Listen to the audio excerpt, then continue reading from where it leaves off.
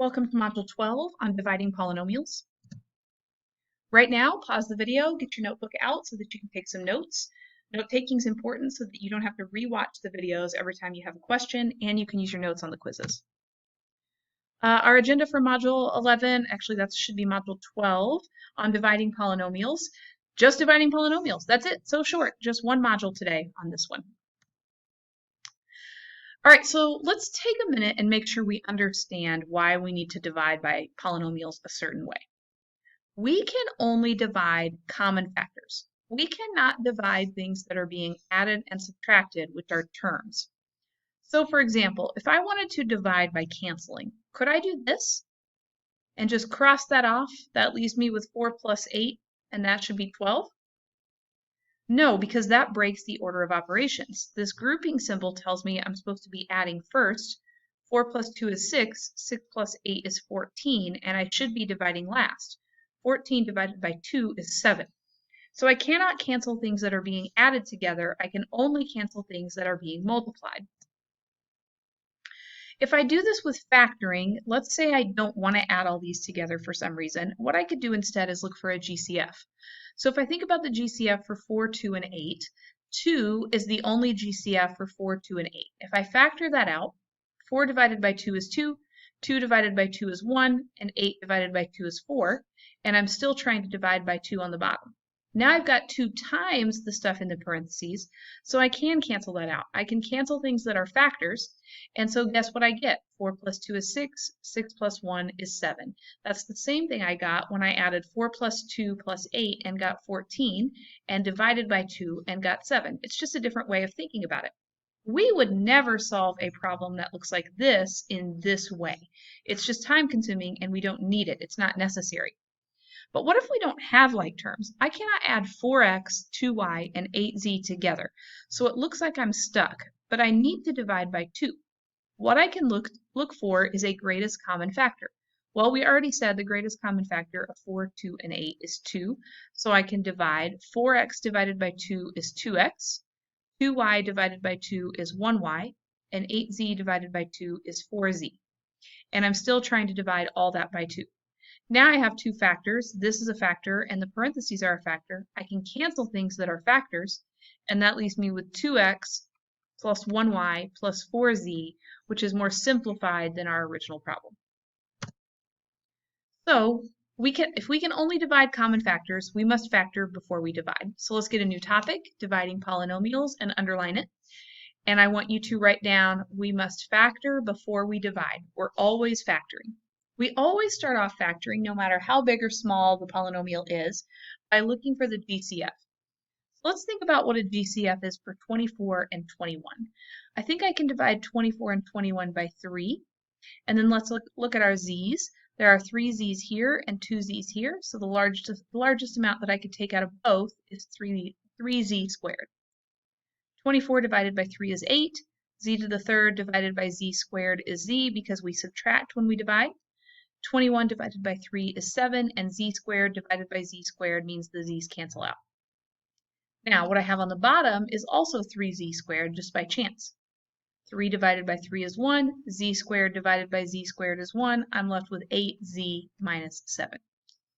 You pause the video and try this one on your own. Start by factoring out something from the top. Think about what 6b to the 6th and 27b to the 4th can all be divided by.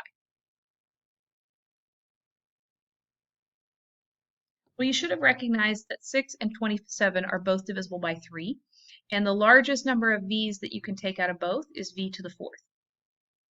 That leaves me with 6 divided by 3, which is 2, and v to the 6th divided by v to the 4th is v to the 2nd.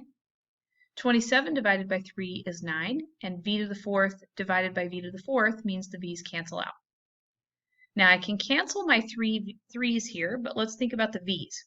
If I have 4 on top and 3 on the bottom, 4 take away 3 is 1, so there's 1 v left over, and all the v's on the bottom are gone. Then there's 2v squared minus 9. There's no reason to have a denominator anymore because there isn't anything in the denominator, so this just becomes v times 2v squared minus 9. All right, I want you to take a minute and see if you can find the GCF. What can 2y to the 5th and 10y to the 2nd both be divided by? Well, 2 and 10 are both divisible by 2, and the largest number of y's that both of these have is y squared. 2 divided by 2 is 1. Y to the 5th divided by y squared is y to the 3rd because I subtract. 10 divided by 2 is 5, and y squared divided by y squareds cancel out. Now let's think about what we can cancel top to bottom. 2 divided by -1 is going to leave -2, so those are taken care of. And y squared cancels with y squared. So there is nothing left in the denominator, and in the numerator it is just -2 times 1y cubed plus 5. You don't need the 1 there if you don't want it, but it doesn't make it wrong if you put it there. You pause the video and try this one on your own. You should have recognized that you had a GCF of x to the 3rd. There's nothing that 5 and 3 are both divisible by, so we leave the 5.